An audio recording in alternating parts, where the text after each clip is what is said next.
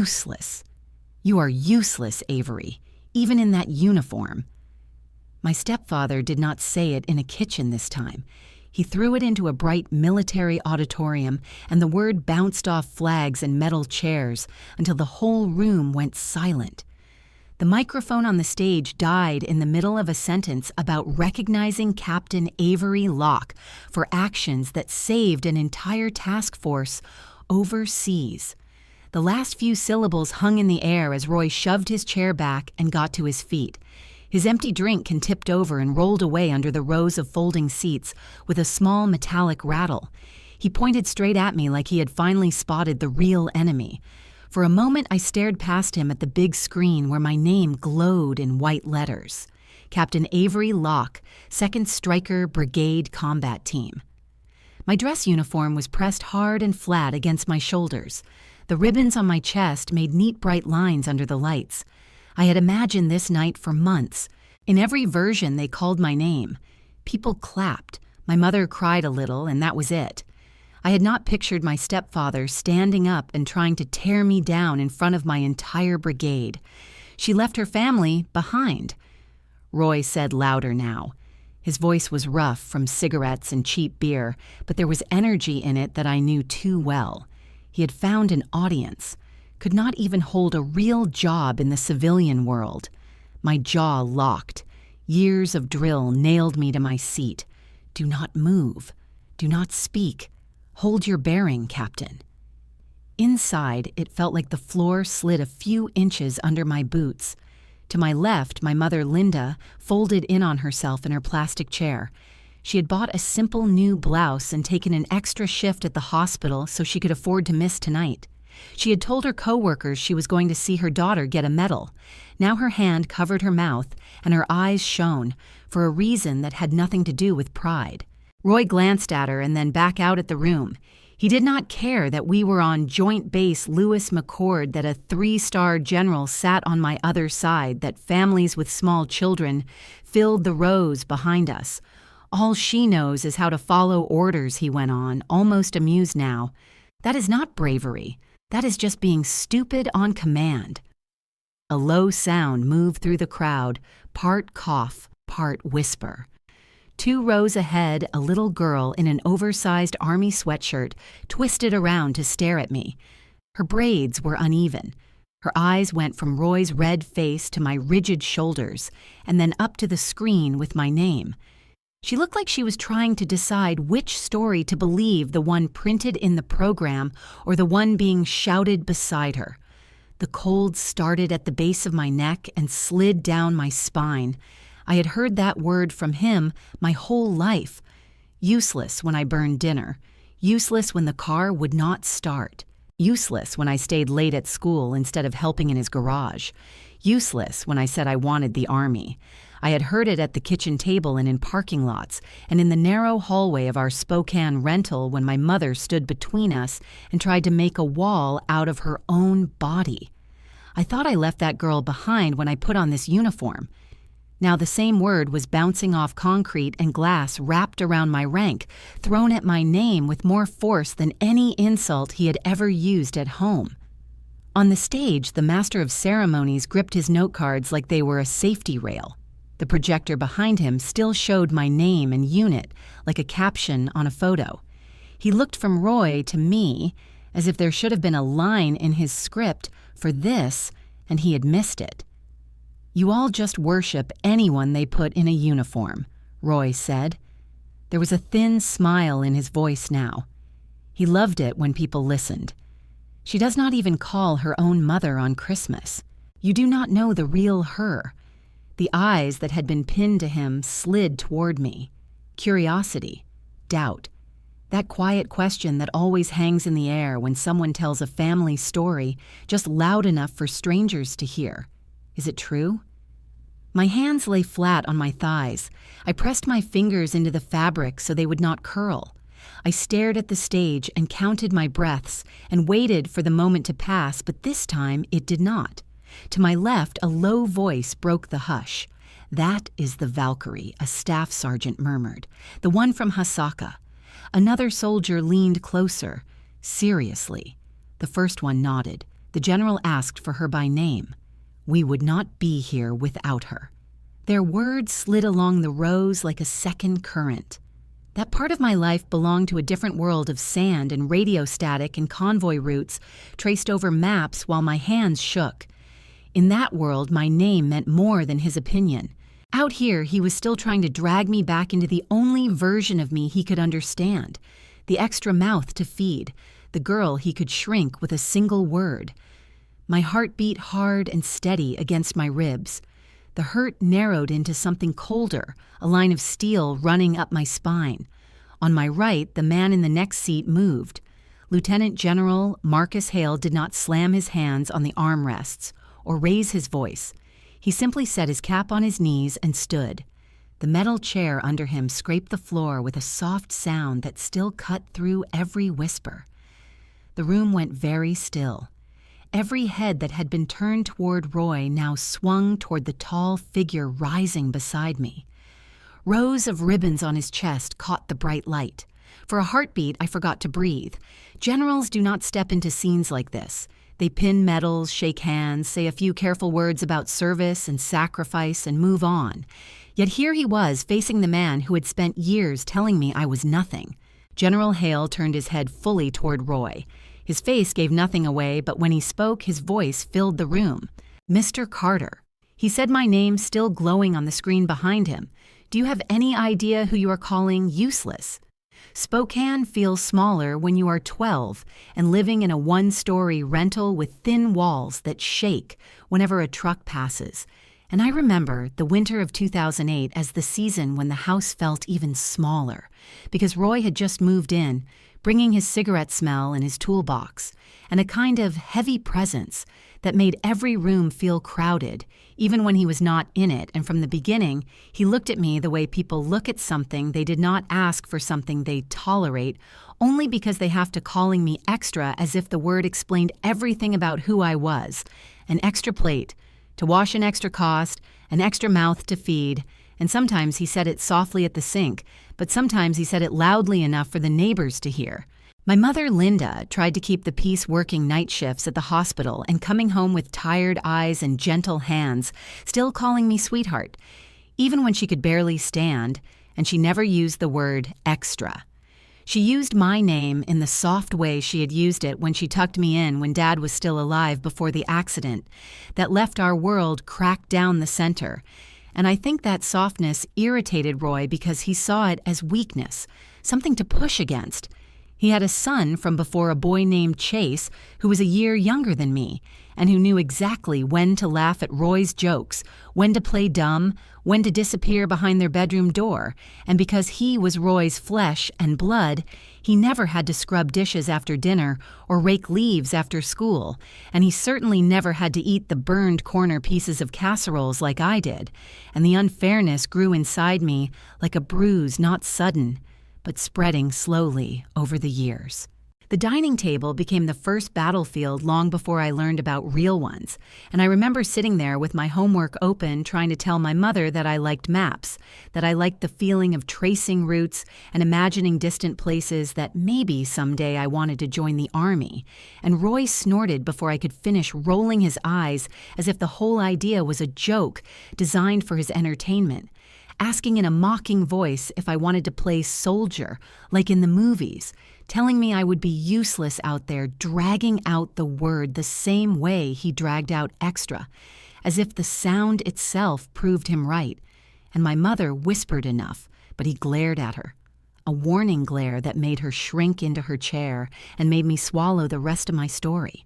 After dinner, he cornered her in the hallway and spoke in a low voice that I was not supposed to hear, a voice that made the hair on my arms rise, even though I could not make out all the words, but the meaning came through clearly enough. Linda defended me less after that. At Walmart a few weeks later, I wore my JROTC shirt because it made me feel proud, a small island of identity in a house where everything about me seemed to irritate someone. And Roy walked beside me through the store with his hands in his pockets, glancing around to see who was watching. Then he raised his voice and told me to take that clown outfit off because I looked ridiculous. And a man with a Vietnam veteran cap standing by the freezer section, looked at me with something like sympathy. But he did not say anything, and I stood there wishing the floor would open and swallow me whole. At church, the humiliation felt sharper because the people there knew us, and they said kind things about my grades, telling me I must be proud to have such a smart daughter. And Roy cut them off with a laugh that carried across the parking lot, saying that grades meant nothing in the real world, saying I could not even fix a tire, stripping the praise from my skin, like paint peeled away in one swipe. And I felt my ears burn because everyone heard him and no one contradicted him. In those years, I learned that humiliation did not always slam like a door. Sometimes it seeped in through cracks like cold air creeping into your bones until you forgot what warmth used to feel like. The seed of injustice came to me one afternoon in the school library, a place Roy never stepped foot in, a quiet space where fluorescent lights hummed above the rows of old computers. And while clicking through pages for a social studies project, I found a link about ROTC scholarships' full funding for students who committed to military training and service. And the idea bloomed inside me with a sudden fierce clarity. The idea that there might be a door out of that house, that I might not always be trapped under Roy's voice, and I printed the information before the printer jammed and slipped the papers into my backpack, careful to fold them small. I showed them to my mother that night while Roy watched television, whispering that this could help, that this could be my way out, and her eyes filled with both hope and fear, and she nodded quickly and hid the papers behind the cereal boxes in the pantry, as if they were contraband. For a few days, the house felt lighter, as if we were holding a shared secret above our heads, like a thin umbrella during a storm. But secrets in that house never stayed hidden long, and Roy found the scholarship form tucked between some cookbooks while looking for a lighter, and he held it up in front of me with the same expression he used when finding something broken. And in one swift motion, he tore it in half, the sound sharp enough to make my mother flinch. Then he tore it again and again until it fell to the floor in strips, and he said no. Daughter of his would become government property, saying it like a curse. My mother reached to gather the pieces, but he kicked them aside, and I stood there with something heavy sinking inside my chest, something that felt like the end of a road before it even began. Later that night, when the house was finally quiet, my mother came to my room and closed the door quietly and handed me her phone, telling me to look, and on the screen was a photo she had taken before Roy ripped the papers, a blurred but readable copy of the scholarship information, and she whispered that she saved it just in case, that she believed in me, even if he did not, and that tiny act of defiance felt like the first breath after being held underwater too long. I lay awake staring at the ceiling, and for the first time the word extra felt less like a sentence and more like a challenge, something I could grow beyond, something I would not let define me forever. And though I did not know how, yet I knew I would find a way out. By senior year, the house felt tighter than ever, as if each wall had shifted closer in the night and stayed there pressing against my ribs whenever I tried to breathe, and Spokane High looked like the only place where I could move without hearing Roy's voice behind me. So I spent every spare minute in the library where the old computers hummed non-stop, and no one cared who I was as long as I kept quiet. And it was there, under the yellow light of the far corner monitor, that I filled out the ROTC application again, typing fast and steady while watching the doorway every few seconds. Because even though Roy never came to school, I lived with the constant fear of being caught, trained by years of shrinking. Whenever he entered a room, and when I finally hit submit, I felt something small but warm ignite in my chest, a spark in a place I thought had gone cold forever. I checked the application portal every day from the school computer, because using the one at home would mean explaining what I was doing.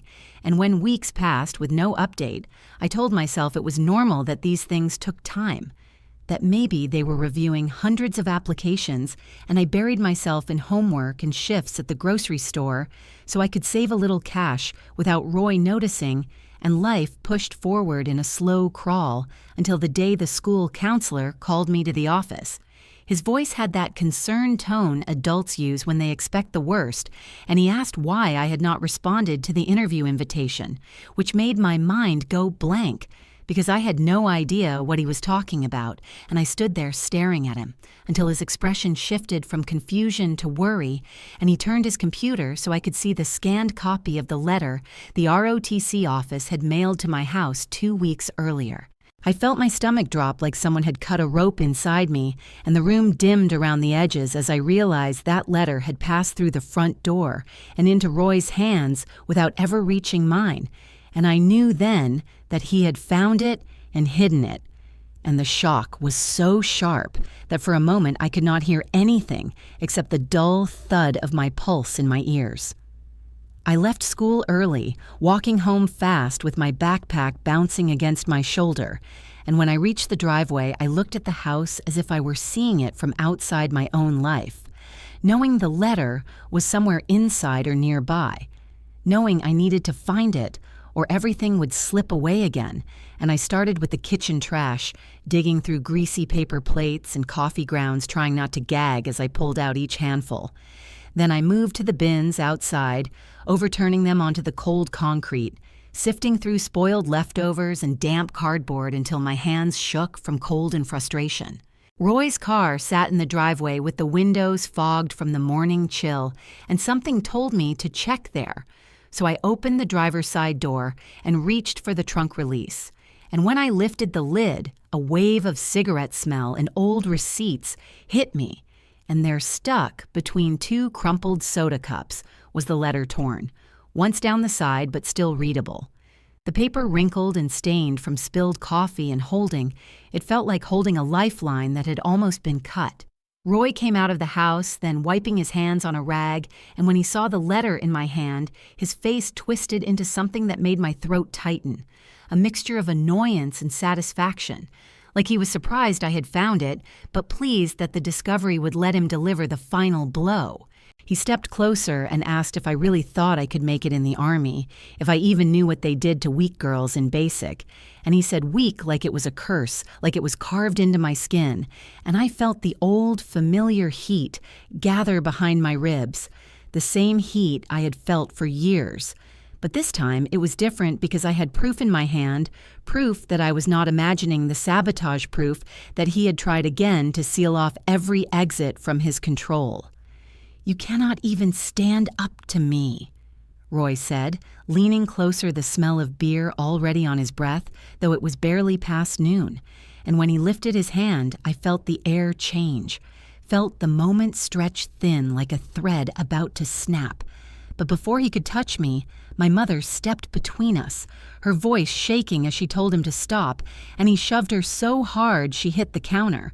Her breath knocked out in a sharp gasp that sliced through me like glass. Something inside me broke then, not loudly, but with a deep, quiet finality, like a lock slipping open after years of pressure. And Roy must have sensed it because he stepped back with that small smirk he used when he thought he had won. That night, my mother came to my room with the letter held gently between her fingers, and she whispered that she would not let him block this, too, that she would stand behind me no matter what, and she told Roy that if he kept me from going to the interview, she would speak to the pastor and to the police about what he had done about the shove in the kitchen and the pattern behind it, and Roy froze, because reputation was the only thing he valued, the one thing he feared losing more than control. He grumbled and cursed, but he let her drive me to Washington State University the following week, muttering the whole time that the interview would amount to nothing, that they would see through me in minutes. But I held the wrinkled letter in my lap like a shield and stared at the road ahead, refusing to give the fear any space inside me. At WSU, the interview panel listened as I explained everything, my voice steady, though my hands trembled. And when they saw the state of the letter, they asked gently what had happened. So I told them the truth, not in a dramatic way, but in the simple way. Truths sometimes fall out when you are too tired to hold them back. Explaining that my stepfather did not believe in me, that he had tried to keep this from me, and I watched their faces soften as they understood that this was not just an application, but a lifeline, a chance to escape a home that was more like a trap. They asked questions about leadership and resilience, but I could tell they had already decided something long before the interview ended, because one woman nodded to herself the way people do when they have found the answer they were looking for. When the acceptance email came, weeks later, it did not just say I had earned a 4-year ROTC scholarship. It said I had also been granted an extra stipend for hardship circumstances, a phrase that made my throat close, because it meant they had seen me, they had believed me, they had given me a way out, and Roy did not know it yet, but the door he had tried to nail shut had swung open behind him and was never going to close again. ROTC at Washington State University began for me in the dark alarms going off at 4 a.m. while I stumbled into my boots, and as I stood in the dorm hallway in that stiff, new uniform, I felt both older and smaller than I had ever felt in Spokane older, because the scholarship had finally pulled me through a door Roy tried to slam smaller, because here I was, just another cadet who had to prove she belonged. We ran before sunrise around the wet track, breath turning into pale clouds, while upper-class cadets called out cadence, and my lungs burned in a way that felt clean, a pain that meant progress instead of punishment, and I liked knowing that if I pushed through the ache, I would see the result in steadier hands and a body that finally felt like it was working for me instead of against me. In ROTC lab, we spread maps over tables, built terrain models under bright lights, listened as instructors asked how we would move a convoy through narrow roads, where we would expect contact, what we would do when the plan broke, and every time I looked at an overhead image, something inside me settled, as if the confusion I carried from home could be turned into clear lines and routes. Late in that first year, our battalion ran a field exercise, a simulated mission where our platoon had to reach an objective without being wiped out, and the student platoon leader pointed to the route printed in the packet, a neat line that cut through a shallow draw that looked harmless at first glance. But as I studied the contour lines, I saw a choke point that made my neck prickle, higher ground wrapping the low path like cupped hands waiting to close. I raised my hand and heard the first word shake in my throat. Then my voice steadied as I explained what I saw, the way an ambush there would trap us, and I traced an alternate path, along a ridge longer, but with better visibility and room to move. And the captain, who served as our primary instructor, watched me for a few slow seconds before he told the platoon leader we would try my plan and see whether it kept us alive. Hours later, mud on our boots and sweat drying under our gear, the evaluators admitted they had set an ambush at that choke point, said most platoons had walked straight into it, and the captain laughed as he clapped a hand on my shoulder and said our Valkyrie had just saved the whole platoon, and the name caught in the air and stayed repeated with tired respect as we rode back in the trucks. By the end of the semester, people were calling me Valkyrie in formation, and on runs a quiet recognition that I saw danger early and could guide us around it, and that nickname became a small piece of armor I wore under the uniform, a secret title my family knew nothing about. Back in Spokane, nothing softened every time the home number flashed on my phone. My stomach tightened with an old fear, so I learned to call my mother when I knew he would be gone when she could talk from the hospital parking lot, and we spoke about my classes and her patients, while money sat unmentioned between us like a third person on the line. When Roy did take the phone, his tone was always the same, a rough mix of complaint and accusation. He reminded me that Linda was working too many nights, said my Army scholarship meant I could at least send more home asked when my stipend would start covering the personal loan he claimed they had taken for the family, a loan I knew nothing about beyond his bitter hints, and each time I hung up, I felt that old sense of being extra settle over me again. I had thought the scholarship would ease the pressure that once tuition was covered, the constant story about bills would quiet, But instead, I watched my small stipend land in my account and then vanish almost as quickly once I transferred money to the joint account back home. And one evening in the campus computer lab, I opened my bank history and traced the pattern the same way I traced routes on a map, seeing clearly how every extra dollar I sent was drained away by payments I had never agreed to. The summer after my sophomore year, I went to basic training trading, the mild Pullman hills for hot dust, and long days that began before dawn and ended under hard lights.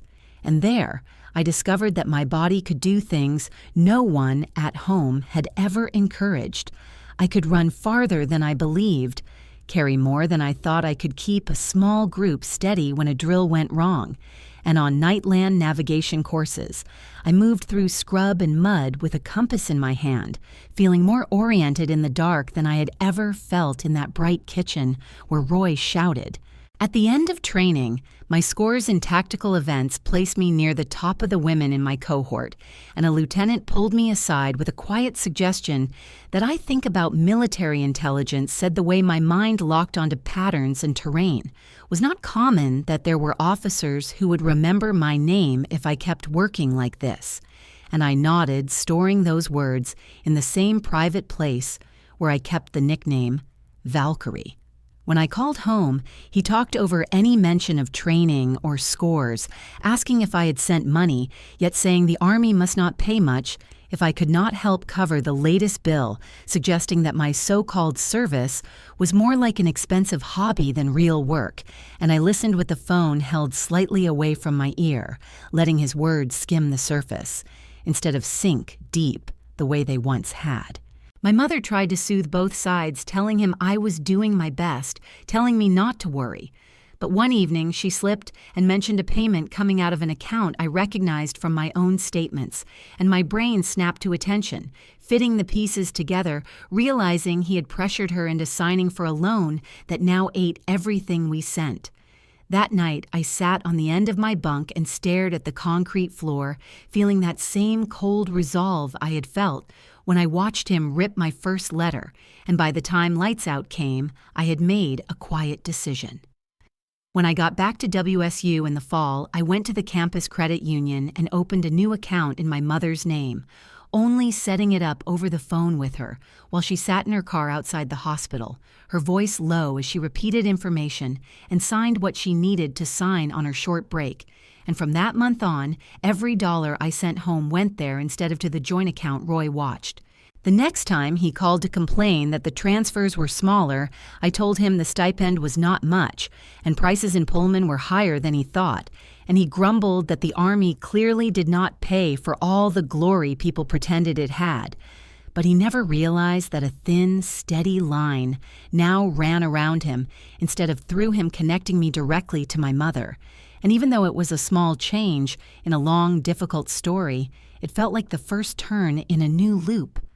A quiet shift where Valkyrie began to exist, not only in training lanes and evaluations, but also in the choices I made to loosen his hold on our lives.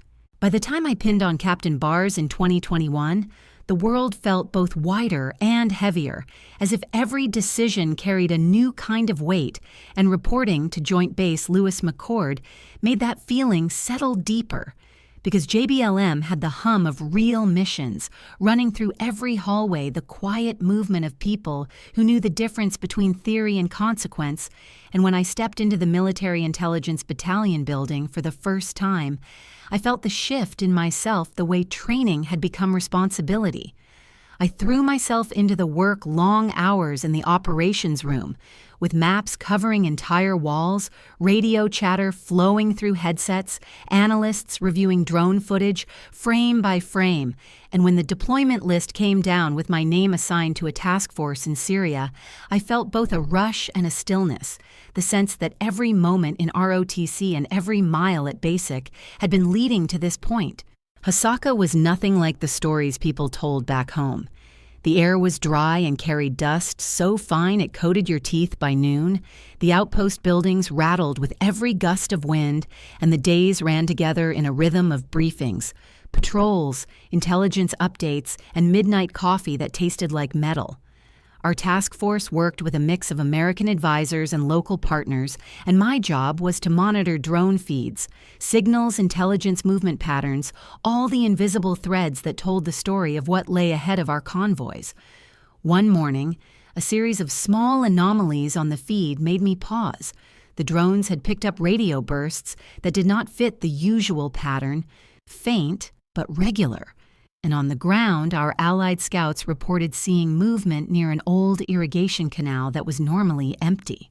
I stared at the screens longer than usual, tracing possible routes in my head, feeling a familiar prickle at the base of my neck, the way I used to feel studying those ROTC terrain models. And as I overlaid the movement onto our planned path, I saw how neatly the pieces aligned into something dangerous. When the operations chief stepped into the room, I asked to brief him, and within minutes, the small room filled with officers leaning over the table, while I explained the signals pattern, the likely placement of improvised devices, the possibility of a coordinated ambush if we stuck to the original route. The chief frowned, weighing my words, and finally said he wanted the regional commander to hear it directly, so the communication tech connected us to a secure line, and General Marcus Hale appeared on the screen, arms folded, waiting for the point. I walked him through the pattern, pointing to the satellite overlay, the radio bursts, and the likely enemy staging area. He listened in complete silence, then asked a single question, his voice low and steady as always. "Captain, if you are wrong, we lose valuable time," and the room felt suddenly hot under the lights as everyone waited for my answer. My voice came without shaking.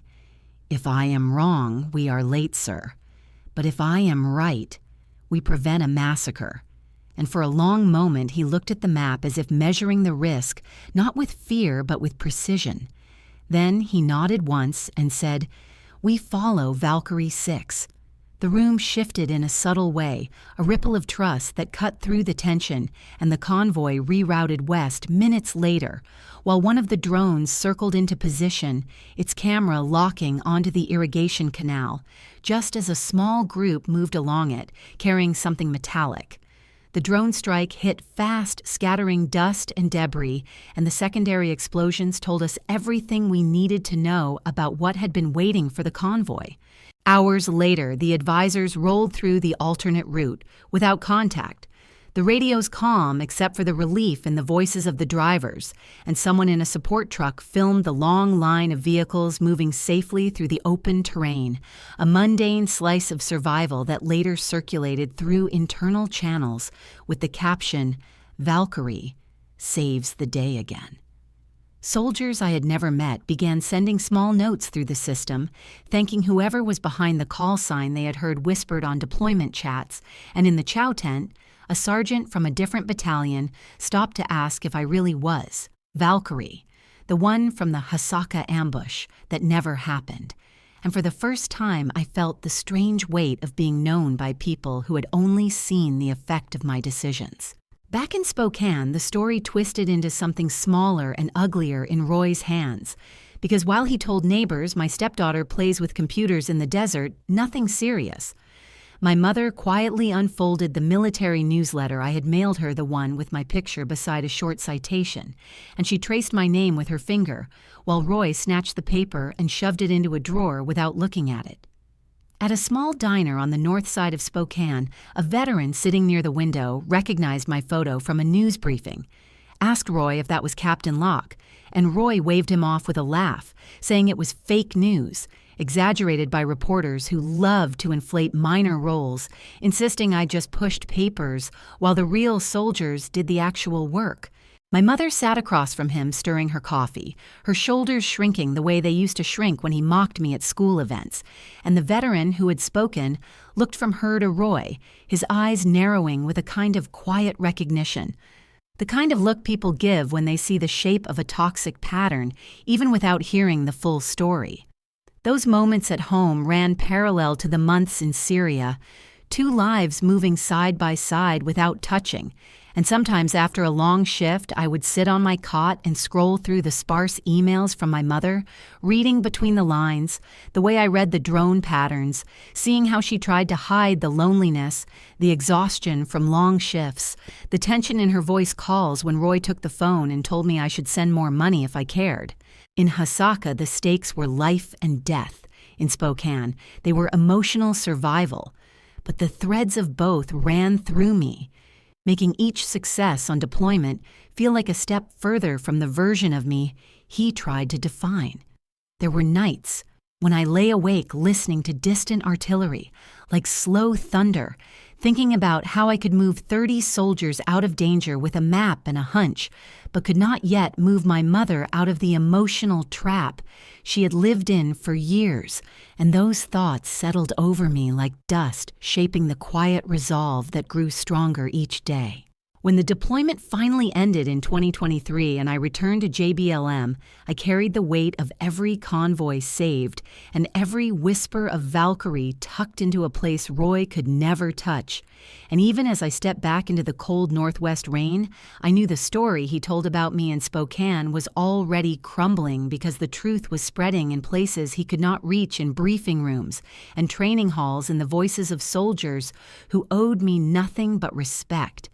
And for the first time since childhood, I felt the ground tilt toward my side, not with triumph, but with the steady inevitability of someone who has escaped a long loop and is ready for the next turn in the path. When I came home on leave in early 2024, Washington looked softer than the desert, but the tightness in my chest came with me, and as I turned onto our old Spokane street, the little one-story house looked exactly the same. Peeling paint, and the dented mailbox, and the porch light that never quite worked, as if time had frozen here while I flew in and out of war zones. I parked at the curb and sat for a moment listening to the engine tick, cool. Then I grabbed my bag and walked up the path, telling myself this was just a short visit, a few days to see my mother, a few days to pretend we were like other families, and not a long, slow wreck held together by habit and hope. When she opened the door, her smile came first and then the rest of her thinner than I remembered, shoulders rounded, and when she wrapped her arms around me, I felt something hard under the sleeve of her scrub top, a tender ridge on her forearm, and when I pulled back there, it was a bruise, yellow and purple beneath pale skin. The shape and placement, nothing like a simple bump at work. She tugged the fabric down and said it was a cart, a corner. Nothing to worry about. But her eyes slid toward the hallway just long enough to tell the real story, and my stomach tightened because I knew that look had seen it on other women in waiting rooms who told half-truths with shaking hands.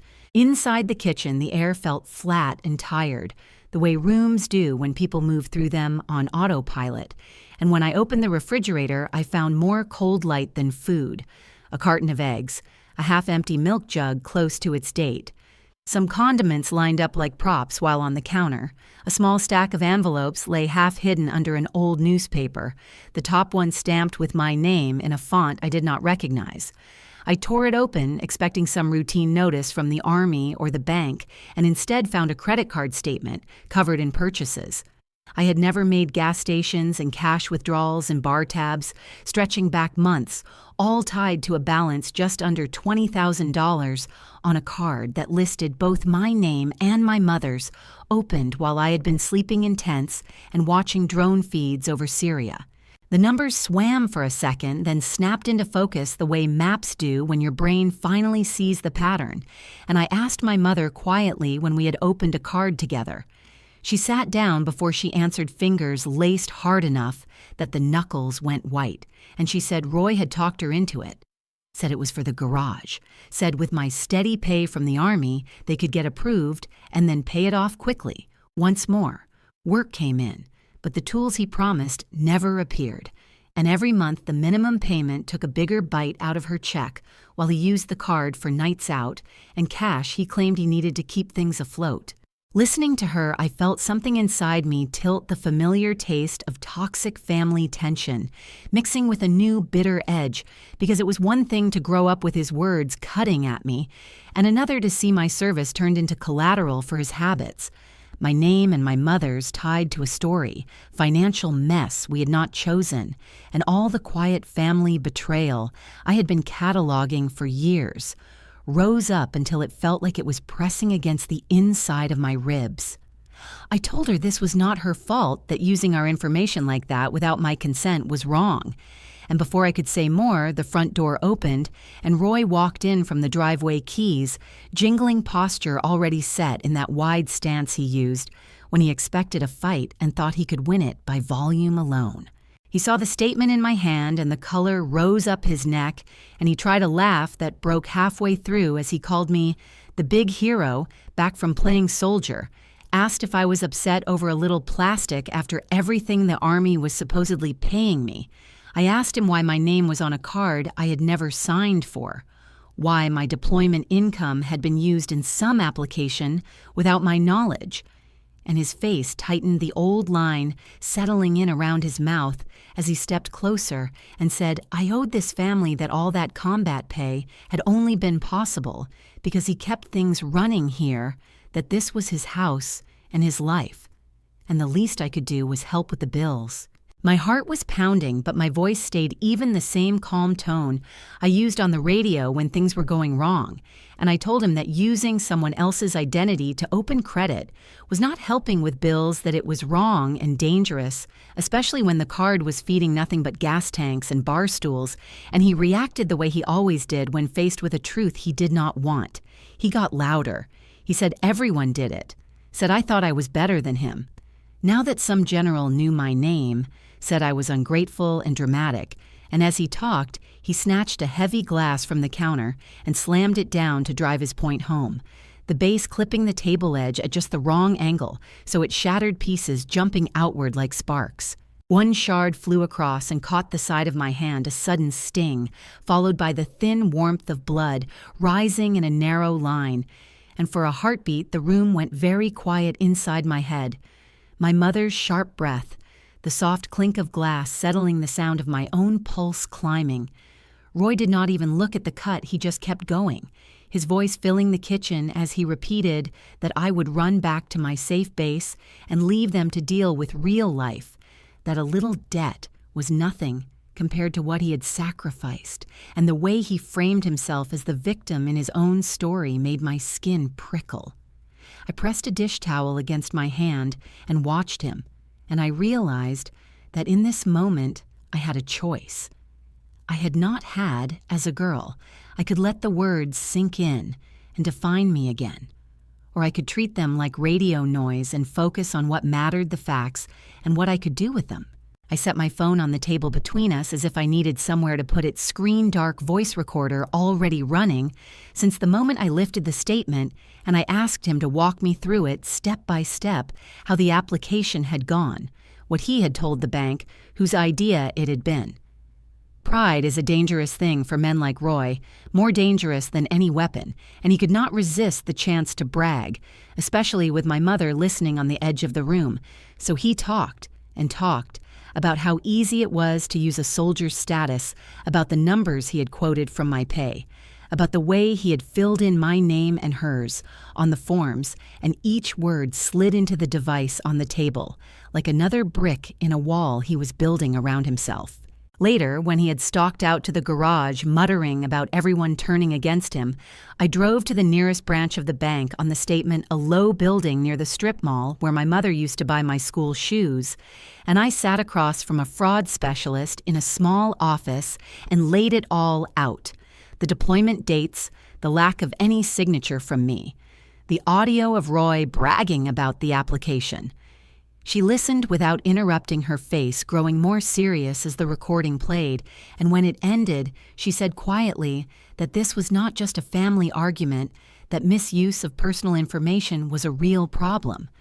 They took seriously, and she began the paperwork to flag the account for investigation to separate what could be proven as unauthorized from what might still be our responsibility.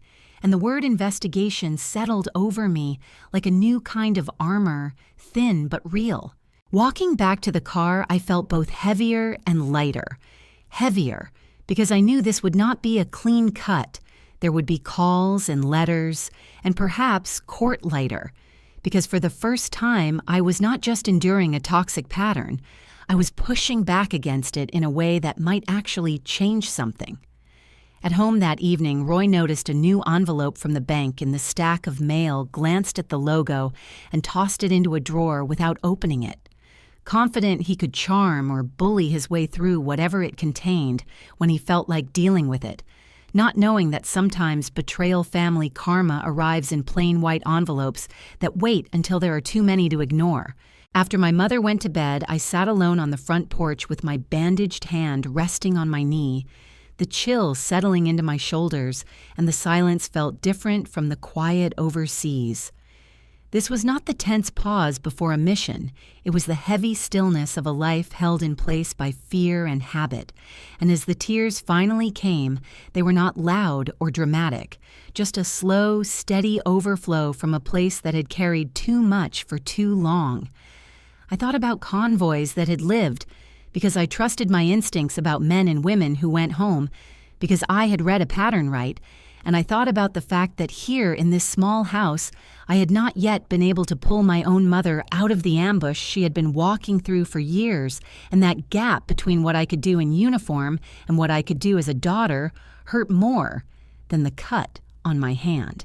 But even in that dark tunnel moment, something steady hummed underneath the knowledge that I had started a process that would not be easily undone, that while I could not rescue her in one dramatic move, I could keep stacking truth on truth until the ground under Roy's feet shifted, and as I finally stood and went inside, I knew that this visit had changed from a simple leave to the first real step in a different kind of mission. One that would not end with a salute, but with my mother no longer living in a house where her bruises needed excuses. When March rolled in at Joint Base, Lewis McCord, the air carried that cold, damp edge that settles over the Pacific Northwest before spring commits to arriving, and I had barely unpacked my ruck from Syria when the battalion sergeant major knocked on my office door and told me the commanding general wanted to see me. His voice neutral in that practiced way senior NCOs use when delivering news that could swing in any direction, and my pulse rose, not from fear, but from that instinctive alertness that had followed me home from deployment. I walked across the headquarters building past the framed unit photos and campaign streamers until I reached General Hale's office, a room that always looked too tidy for how many lives his decisions shaped, and when he gestured for me to sit, I felt the prickling awareness that he was studying me, not just as an officer, but as someone whose name had begun circulating in places I had never expected. He opened a folder and told me I would be receiving the Meritorious Service Medal in April, a ceremony in front of the entire brigade, and for a moment I just stared, because medals had never been the reason I did anything, yet hearing him say it out loud made something in my chest loosen. He continued speaking, mentioning in that calm tone of his that my actions in Hasaka had reached further up the chain than I realized, and that someone at the higher headquarters had flagged my performance for possible consideration for another award down the line, something rarer for officers as young as me. And I felt the air tighten around my ribs again, because this was the kind of recognition soldiers give in hushed tones long before command puts anything in writing.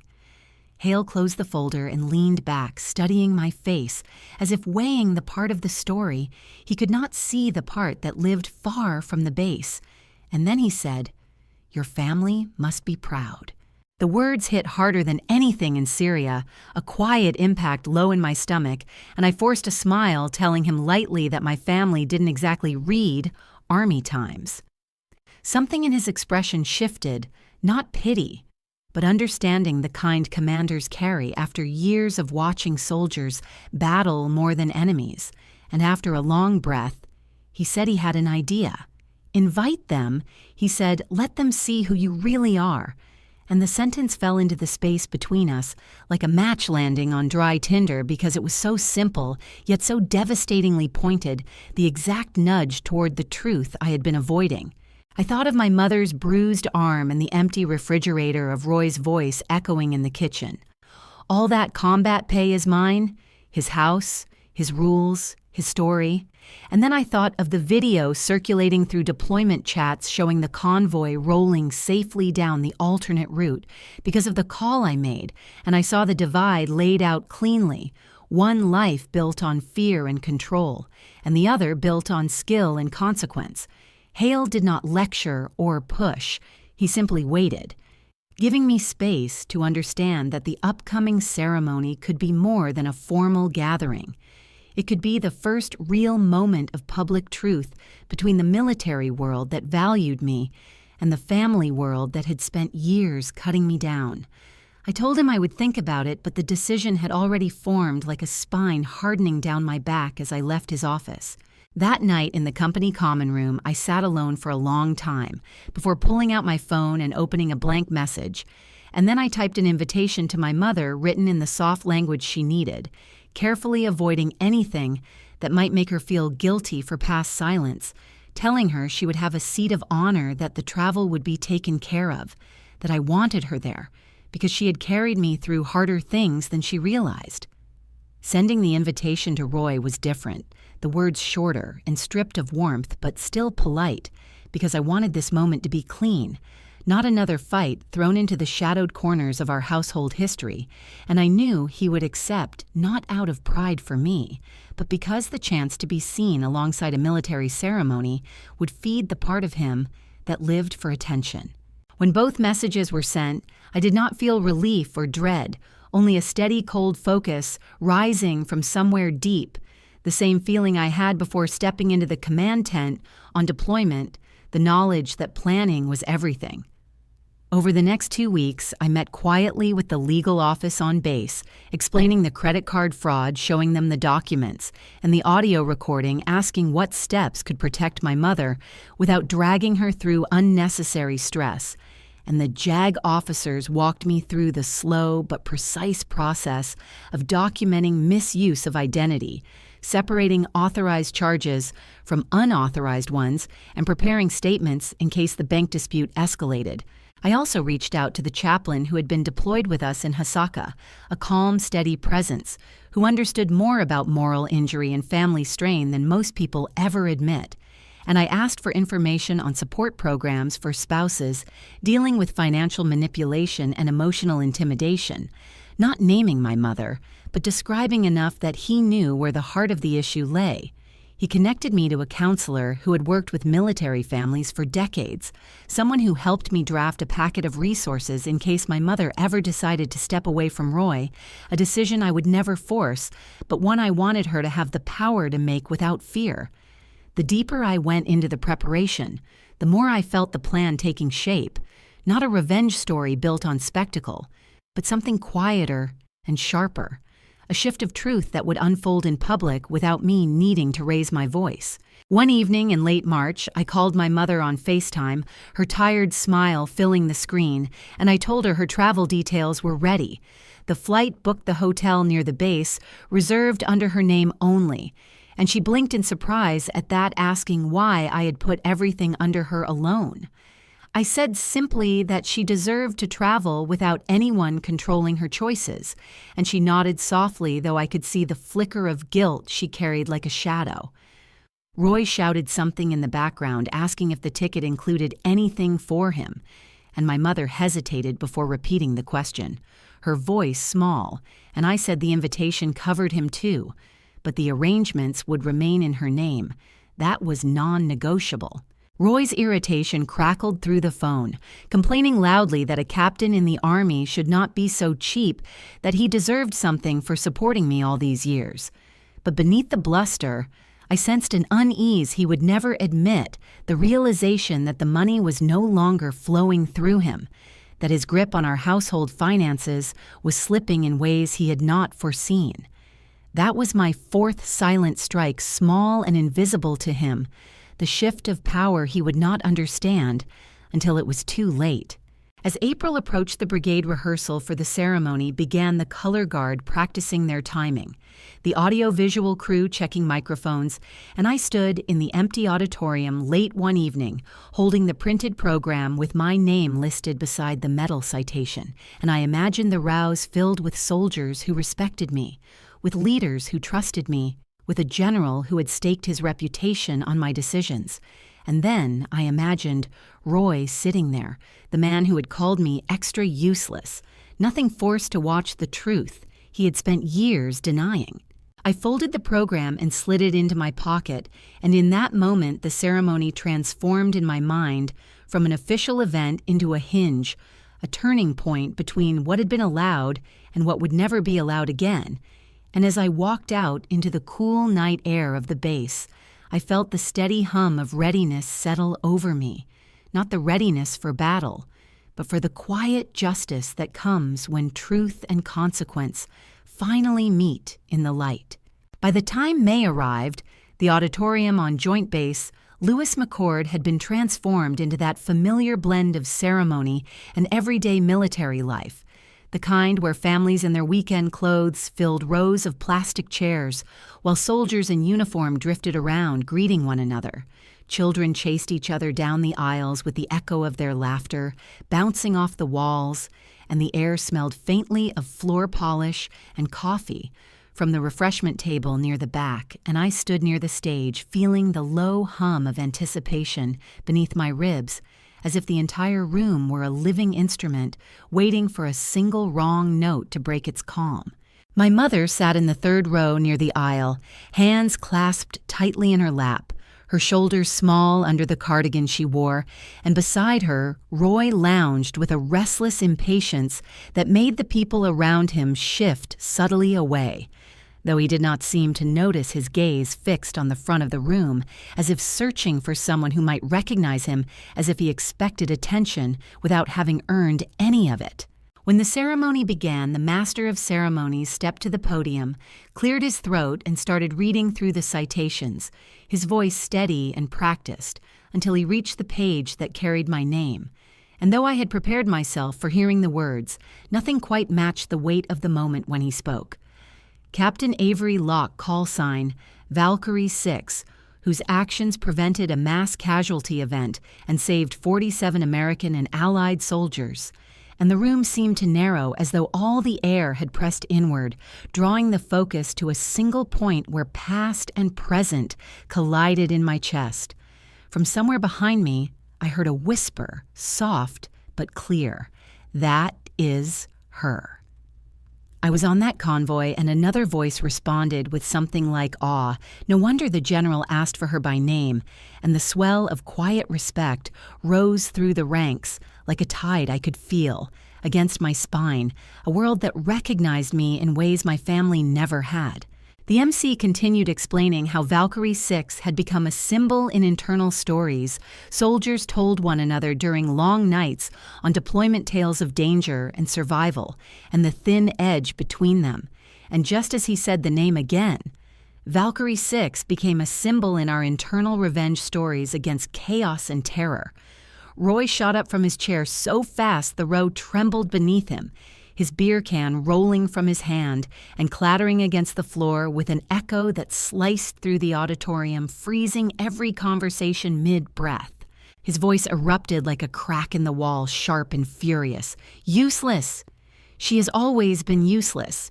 You people have no idea who you are looking at, and the words hit the room with a force that tightened every shoulder and drew every eye to him. But he was only beginning, his face flushed red as he jabbed a finger toward me. She abandoned her own family to go play soldier. She left her mother struggling at home while she wore that uniform like some kind of costume. She thinks wearing medals makes her valuable, but at home she is nothing. She has been a burden since the day she walked into my house. And as he spoke, his voice cracked not with pain, but with bitterness that had been fermenting for years, spilling out now because he could no longer stand the fact that no one in that room was looking at him.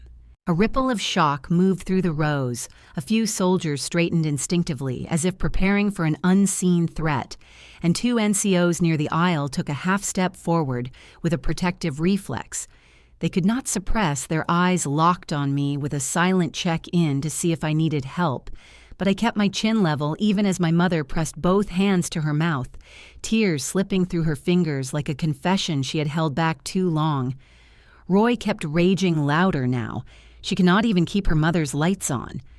She uses her hero story to hide what she really is, and the sheer cruelty in his words made the room feel smaller, heavier, like the walls themselves were drawing in breath, waiting for something to snap. It snapped when General Hale rose from his seat in the front row with a slowness so deliberate, the air seemed to vibrate, his boots hitting the floor with a hollow sound that cut through Roy's rant, and the entire auditorium fell into a silence so complete I could hear the hum of the lights overhead, the kind of silence that precedes a tidal wave.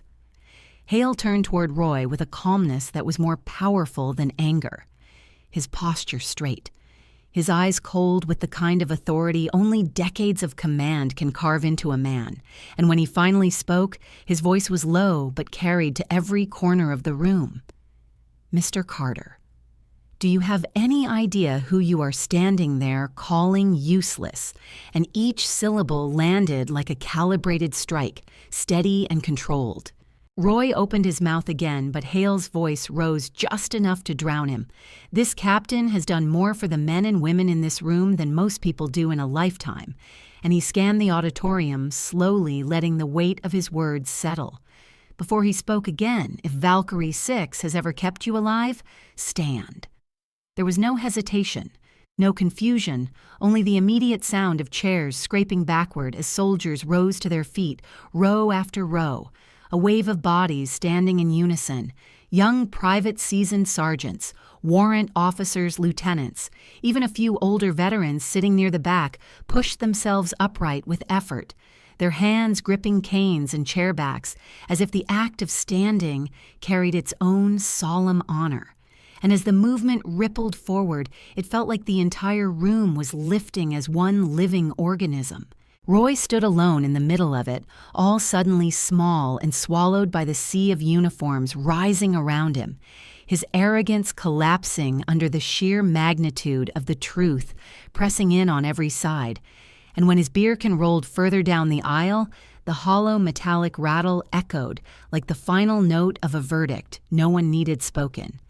My mother sobbed openly now, not from shame alone, but from a fierce mixture of pride and regret, the realization that she had watched years of cruelty unfold without stepping between us as fully as she wished she had, and as she looked at me, her face softened into something I had not seen since childhood, a fragile hope threaded with apology.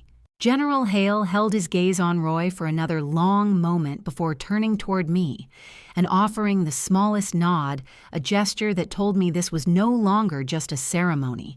It was a reckoning, a truth laid bare in front of every witness.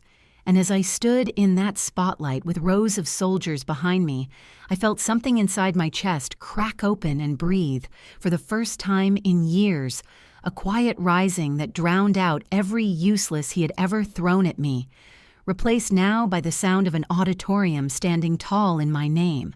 I walked out of the auditorium with the metal still warm against my uniform and the cheers of the unit fading behind me, my heart beating in a strange, quiet rhythm that came only after the intensity of public exposure and the shock that had rolled across the room as Roy called me useless in front of soldiers who knew exactly how close they had come to dying in Hasaka. And the Washington air felt cooler than I expected as I stepped into the parking lot. Lights where shadows stretched across the pavement, and families drifted to their cars, some still whispering about the Valkyrie moment they had witnessed. Yet I barely had time to breathe before Roy started in on me again, his voice slicing through the space between us as Linda trailed behind him, wiping her face with trembling fingers because she had cried too hard during the ceremony, and he was furious that the attention had not been on him.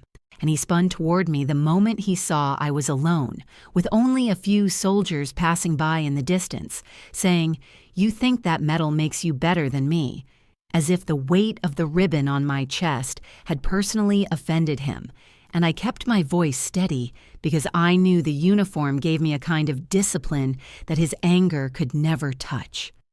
Telling him, "I do not need to be better than you, I just will not let you hurt us anymore," which only made his face darken, as if he wanted to erase every ounce of pride the ceremony had given me.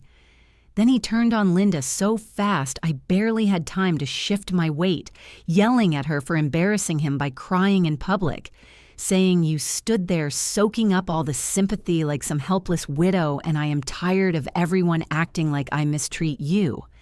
And Linda tried to calm him with that soft voice she always used when she was scared, saying, "Roy, please not here. Not in front of the soldiers," but that only pushed him closer to the edge, bringing him face to face with her close enough that I could see Linda shrinking into herself, because she knew that tone. Knew it meant things were about to spill out of control. And before I could step between them, he shoved her with a force I had not seen since before I left for basic, a brutal push driven by humiliation and rage, and she stumbled backward 3 full steps before falling hard onto the asphalt landing in a shock of silence that cracked through my chest, even though I had seen worse overseas, and one of the young soldiers walking toward the barracks froze in place before hurrying over to help her sit up, while another ran toward the small MP station near the gate already calling into his radio, because on federal property, a civilian assault was not something anyone ignored, and Roy swung his head around as if he had not expected anyone to react, shouting, "This is a family matter. Stay out of it." But the young private stood his ground with surprising steadiness for someone barely old enough to shave, saying, "Sir, this is federal jurisdiction and military police have been notified," which made Roy curse under his breath before turning back toward me, his eyes frantic, like he could not decide whether to argue with me or run from the consequences forming around him. And I crouched beside Linda, who kept whispering, I am fine," even though her hands shook violently and I held her arm in silence because I knew she was more stunned than hurt. But the ache in my throat burned with a fierceness I did not recognize something sharper than anger. Something closer to finality, and within minutes the military police arrived with their calm, purposeful stride. 2 officers stepping between Roy and the rest of us, asking him to move to the side while they took statements from those who had seen what happened. And Roy kept saying, "This is ridiculous. She just slipped. I did not do anything," but no one was buying it because too many people had watched him shove her. And when the MP sergeant asked if we wanted to provide additional documentation, I reached into my blouse pocket and pulled out the small recording device on my phone, where weeks earlier, Roy had admitted to opening credit accounts under my name and Linda's name, playing the part where he said, "All that combat pay is not your money. It belongs to this family." And I watched the sergeant's eyebrows rise just slightly as he said, "Mom." This corroborates financial misconduct, which adds weight to the assault report tonight. And I nodded, even though my heartbeat felt strangely slow, like my body was finally catching up to years of tension. And Roy blinked at me in disbelief because until that moment, he still thought he could bluff his way out of anything. But the MPs informed him he would be detained for disorderly conduct and held for processing with local authorities, and he kept insisting it was a misunderstanding, that he had not meant to push her, that we were all overreacting because I had gotten some shiny metal. Yet the MPs had heard enough excuses from angry men to know exactly what they were dealing with. And when they guided him toward their vehicle, he looked over his shoulder at me with this wild confusion, as if he could not understand how humiliating me in front of a general had turned into him being handcuffed on a military base. And for the first time, I let myself meet his eyes without fear or guilt or the old habit of shrinking, telling him quietly, "You brought this on yourself." And his mouth opened as if to argue. But the MP shut the door behind him, and his voice vanished into the night, leaving only the fading echo of anger that had followed me since childhood. And when the patrol car pulled away, Linda leaned her head against my shoulder and whispered, "I cannot believe it is really happening." Her voice thin but relieved, because something long overdue had finally snapped, and I walked her to the guest lodging on base where the quarters smelled faintly of detergent and pine cleaner, a place where she could sleep without waiting for footsteps or slammed doors. And she sat on the bed with a small smile that looked fragile, but true, as she said, This is the first night in years I do not feel scared, and I stayed with her until her breathing softened, then stepped outside into the cool air, realizing that everything Roy had tried to weaponize against me in that auditorium had become evidence against him tonight, a quiet justice unfolding not through revenge, but through the simple truth, finally catching up to him.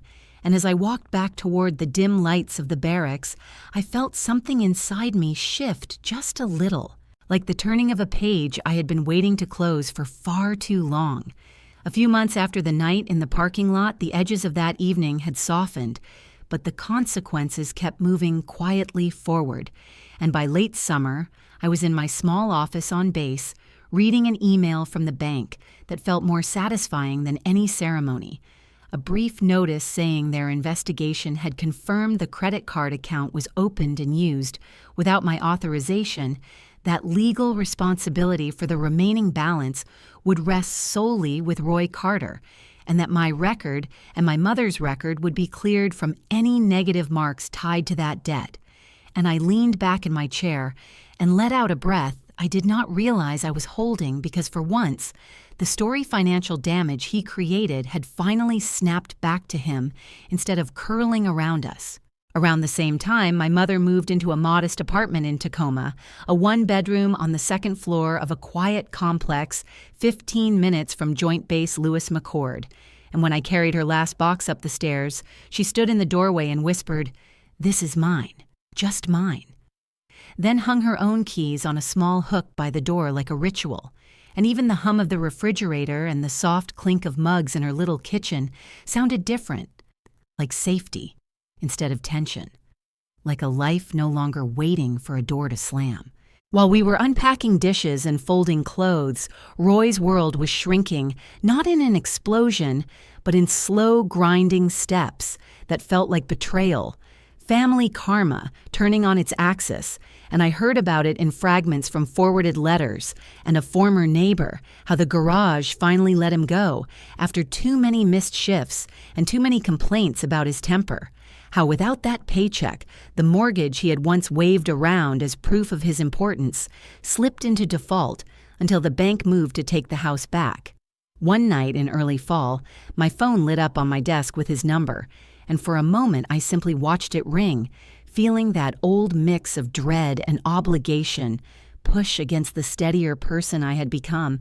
Then I answered because part of me wanted to hear which version of the story he would tell now that there was no one left to prop it up. His voice sounded smaller, worn at the edges, and he went straight into his list of losses. The job gone. The bank unfair, the house taken his friends cowards for avoiding him, everyone exaggerating a few little mistakes, and under every sentence I heard the same refusal to look inward, the same pattern that had shaped my entire childhood. Then he shifted into the real purpose of the call and said, "You are a big hero now with that Valkyrie money people clap when you walk into a room. Help your stepfather out a little. You owe me that much." And the way he said hero money made my stomach tighten, because he turned years of duty and fear and hard choices into a balance he believed he could draw from. He pulled my mother into it in the next breath, saying, "Your mother would not have had anywhere to go if it was not for me," as if a roof held up by shouting and control counted as kindness. And I let him talk until his words sounded thin, even to my own ear. Then I answered quietly, "Mom has a place to go now, and I am not your retirement plan." The silence that followed was long enough for me to picture his face stunned, not by what I said, but by the simple fact that I had finally said no without apology. And when his voice came back, it had that familiar edge of anger, though weaker now, and he called me useless again. Ungrateful, a traitor to family, trying to throw the same insults that had once cut straight through me. This time they did not, they just drifted around us like old smoke. And I told him that if he truly wanted help, I could connect him with a counselor at Veterans Affairs who worked with families in crisis, that I could give him the number of an alcohol recovery group that met twice a week in town, that there were people who would sit with him in the wreckage if he was willing to do the work. But I would not wire him. Money would not pay his bills. would not erase consequences he had earned himself. He said he did not need strangers in his business. He needed cash, that it was the least I could do, after all he had sacrificed. And as he spoke, I realized I was not standing in his kitchen anymore. Defending dreams he mocked, I was a captain on a military base sitting at my own desk with my own life built far from his control, and I did not have to stay on the line while he rewrote history. I let him rant for a few more seconds, long enough to know nothing inside him had shifted yet. Then I moved the phone away from my ear and ended the call in mid-sentence, the soft click of disconnection sounding in my mind like the closing of a door that had been left half open for years. A few days later, my mother and I sat at her small table in Tacoma, eating soup and watching sunset light fade over the parking lot, and she told me in a voice that trembled but did not break that she had filed for divorce with the help of a legal aid organization. The chaplain had connected us to a group that guided women out of long-term control. And when she said the words filed and divorced together, I felt something deep inside my chest finally loosen, not the wild rush of revenge stories, but the steadier warmth of a life turning in a new direction. Roy had been ordered out of the house as the bank finished with it, and according to that same neighbor, he was now staying in a worn motel off the highway, his aging car parked crooked under a flickering light, and without a wife to cook for him, or a stepdaughter to blame, or a mother-in-law to belittle, he had no one left to stand between him and the world he had built. No one to absorb his anger when life answered back. If he told anyone now that his captain's stepdaughter had abandoned him after all he had done, they might nod and murmur that it was a shame, but they could see the gaps in his tale. And for the first time, I understood I did not have to chase those gaps with explanations. My mother and I were no longer props in his drama family script. We had stepped out of it, leaving him alone on that small motel stage with only his own story for company. By the middle of 2025, the sharp edges of that long, dark chapter had finally worn down into something quieter and steadier, and I found myself stepping into a new rhythm on base where the air smelled of cut grass and diesel from the convoys training at dawn, and where soldiers nodded at me in that familiar way that said they knew what Valkyrie 6 meant, even if we never spoke about Hasaka out loud. And my commanding officer called me into his office one warm morning to tell me they wanted me for a staff position that would place me closer to operational planning. A clear sign that the path toward major was no longer a distant possibility, but an actual line drawn ahead of me. And I walked out of his office with that same odd mix of pride and humility that came every time someone recognized the work I had done in the field. Around the barracks, I would sometimes hear my name in stories. I was not part of young soldiers whispering about the convoy I saved or the drone pattern I predicted, and they passed those tales around like small lanterns meant to calm people before deployment. Tiny revenge stories, not against any person, but against the fear that hung in the desert air, and I let them tell the stories how they wanted, because for them, Valkyrie 6 belonged to everyone who had ever needed proof that the right call at the right second could still change everything. At the same time, my mother was building something new and gentle inside her life, a life without Roy's voice tightening every breath, and she rented a small apartment in Tacoma that looked out over a parking lot filled with pickup trucks and aging sedans. A view, she said, felt perfect because it meant no one was watching her from a window, and she planted little pots of flowers on her balcony, bright red geraniums and soft purple lavender, that she watered every morning before walking to her part-time job at a clinic where she checked in patients and answered phones and felt needed in a way that did not drain her spirit.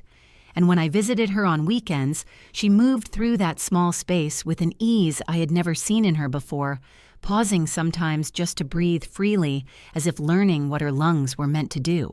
Occasionally, people from Spokane would send me updates, without meaning to short messages, saying they had seen Roy drifting around town, sleeping at different motels, drinking alone at bars near the highway, telling anyone who would listen that he had been betrayed by the military daughter he raised, though the expression on their faces when they mentioned it made clear that no one believed him and no one bothered pressing for details because the story sounded too thin to hold itself up, and that was its own kind of karma.